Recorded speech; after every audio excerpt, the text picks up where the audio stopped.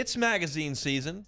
Hadn't quite gotten to the college football practices just yet. We're about a week away from teams lacing it up. But as I'm scrolling through the magazine, and I'm always curious kind of what the thought is on LSU. And I'm looking at Athlon, and they do a national unit rankings every year.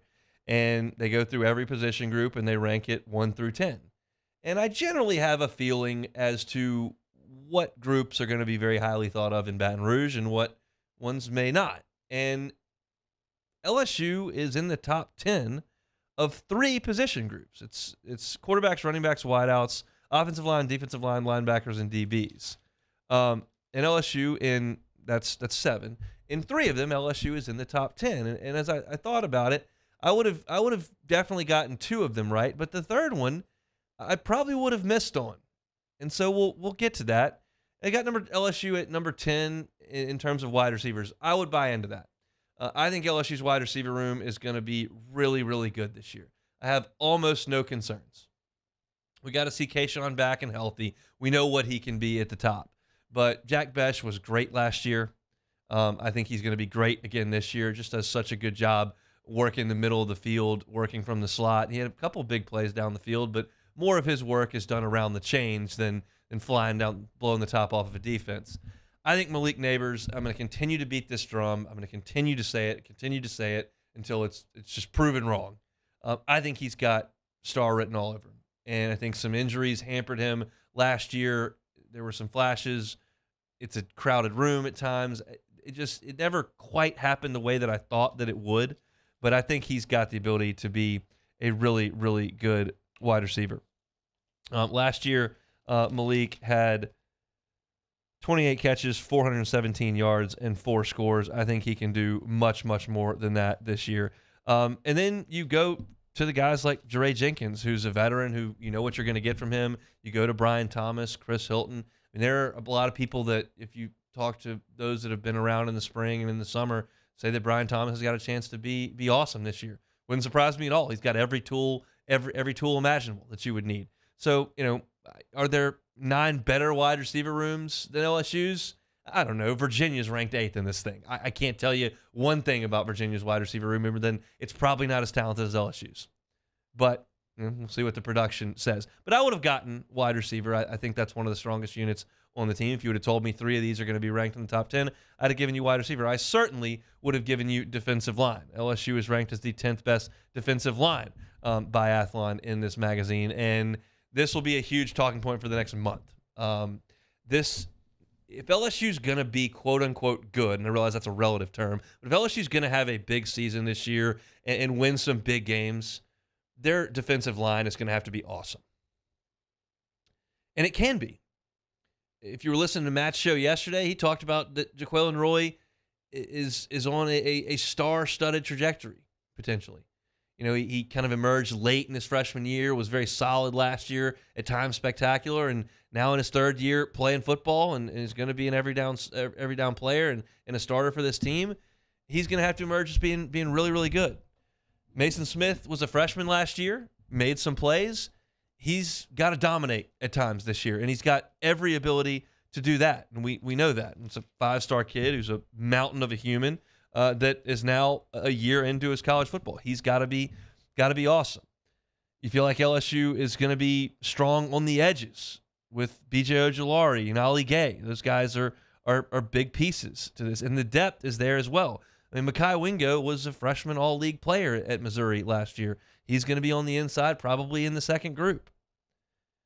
Jacobian Guillory, 4-star recruit, big guy. Going to have to be a big-time helper in the middle of that defensive line. What does Quincy Wiggins give you? Freakish athleticism, size that looks the part, and it's not one of those situations where you're asking him to come in and be the pass rusher. Now, Ali Gay and B.J. Ojulari kind of got you covered there.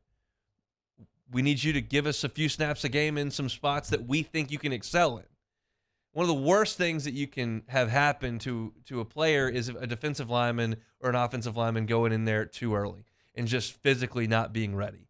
And sometimes there are programs that you have to ask that of guys because you're thin on depth, whether it's injuries, failed recruiting. You just don't have anybody better. That shouldn't be the case at LSU, and it's not on the defensive line this year. That front has got a chance to be really, really special, and that's what you got to have. So those two I would have gotten. Those two, if you told me 3 position groups were in the top 10, those two I would have gotten.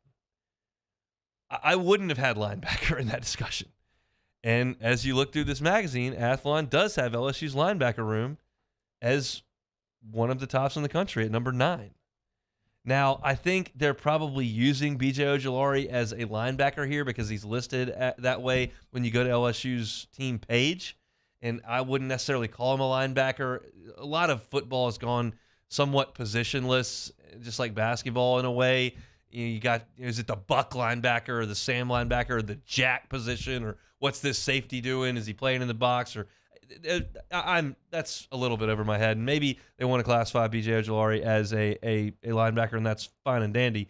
Micah Baskerville comes back, and it's time for Micah to be the lead dog in the middle of the defense. And he's been a pretty productive player for his couple of years. I thought the COVID team, that's what I'm going to call it, the COVID team, he was a shot of life for that team. They couldn't stop anybody, and they finally put him in there, and he played a little bit better, made a bunch of tackles. And so, I think he's got a chance. The thought is that Greg Penn is going to be a guy that helps this team. That's a guy that you've heard a lot of. And then there's a lot of buzz around Mike Jones. Certainly we saw him last week, and he was a big name, I think, less about what he had accomplished on the field and more about where he was coming from. Oh, he's Clemson? He was at Clemson? He started for Clemson? This guy's going to be awesome. And he's really athletic, and he did make some plays last year, but they found out pretty quickly based on reps and looking at practice and then seeing what you saw early in the season, like, he didn't play that much. And that had to be a product of what they saw on the practice field. He just wasn't ready to be that guy. So he decided to come back, even though there was some draft buzz around him because he's a linebacker that can run. In the NFL, they love linebackers that can run. And you thought he may move on and try to start that pro career, but he's going to come back and try to play on the inside. And I'm all for it. See if he can get it done. And then probably the question that is the most enticing to Joe LSU fan, signing day Steve. I've never used that term before. I just came up with it. Signing day Steve. Was that work? Whatever. Harold Perkins. How quickly does Harold Perkins enter this fold? Because if you've got a group that's Baskerville with his age and experience and the production he's had, Mike Jones with his tantalizing skill set because he can run so well, and then Perkins, who's the best athlete of the lot, all of a sudden I start to get it. It's like, okay, yeah, that makes sense, especially if you're going to group Ojulari in there. He's going to be among the SEC sack leaders, we hope. It starts to make a little bit more sense. I mean, you go through the position groups, and they're not going to put quarterback up there in the top 10, and running back, they don't really have anybody that's proven. Emery's missed a year. Kane coming back from injury. Is he ready to go? You lose Kiner.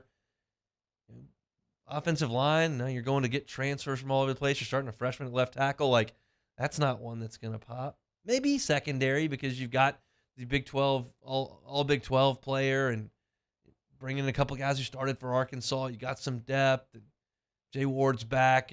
You look at Sage Ryan. He was a 5-star, and I could maybe see where they would put LSU's secondary in the top 10, but then you start to think about maybe linebacker does make sense. I don't know where I would put linebacker on this team if I was ranking the positions just on this team, but I think that's top 10 in the country, and certainly that would be good. But by this measure, LSU's got a top 10 defensive line and a top 10 linebacking group, and then a lot of experience in the secondary. So if you're just reading the magazine, you think, well, that'd be a pretty good defense. We'll see. Last year's defense is just so hard to evaluate. I'm going to keep going back to this quote maybe forever. Because how am I supposed to evaluate a defense last year when LSU's head coach took to the podium on a Monday and told him that Lane Kiffin said, coach, y'all are running the same thing on every play. Maybe the most remarkable quote I've ever heard in an LSU football press conference. Maybe. I've been in a lot of them, heard a lot of them. Les had plenty. But maybe the most remarkable thing I've ever heard. So how in the world am I supposed to analyze what went on last year if you're telling me that they were running the same thing every time? And then they stopped after that, and they played really well against Bama and played well enough to beat Texas A&M. But, man, it's hard to evaluate a defense when you got a quote like that coming after the Ole Miss game. So I found it interesting as I'm combing through this magazine and I'm looking at unit rankings, and you realize that Bama and Ohio State, but what do I think of LSU? Top 10 D-line, top 10 linebacking group, top 10 wide receiver group. I get D-line, I get receiver. I'll take it at linebacker. We'll see what these guys can produce. Thanks so much for watching Hunt and Hill on YouTube. Now do us a favor. Hit the red subscribe button below and throw us a like. See you next time.